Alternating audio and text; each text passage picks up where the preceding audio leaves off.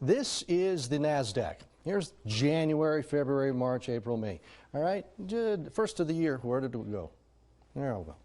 First of the year, right, says short of 16,000, and today down around 11,000 or so. Wall Street holds its breath yet again. The markets dipped. The Dow today lost another 237 points. The NASDAQ lost 30, and the S&P 500 fell 23 points. Now, many financial analysts have been sounding the warning cry of a recession.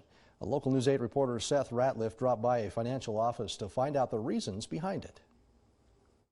With the Fed raising interest rates a half a point a couple of weeks ago, and they're poised to raise rates a half a point in June and a half a point in July, the bulk of the impact of those higher rates is really going to hit the economy next summer, a year from now. And I think the second half of next year is where we may be at most risk for a recession. Financial experts say the slowdown is a reaction to uncertainty overseas, supply chain issues, and especially inflation.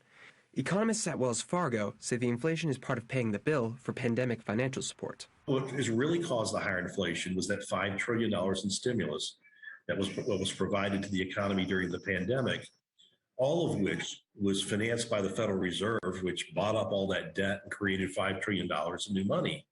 And it's all that excess liquidity that's causing inflation to go up.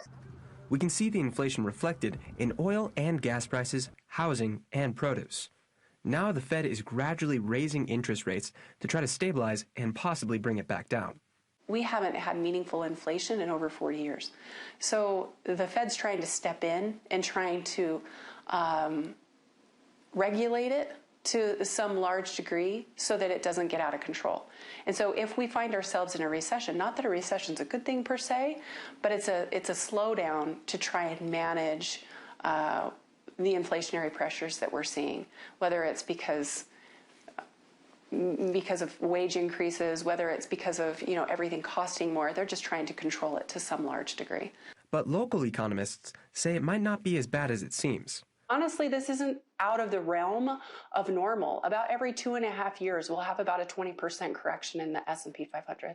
So we just haven't seen one in a while, so we kind of forgot what that feels like. Reporting in Ammon, I'm Seth Ratliff. And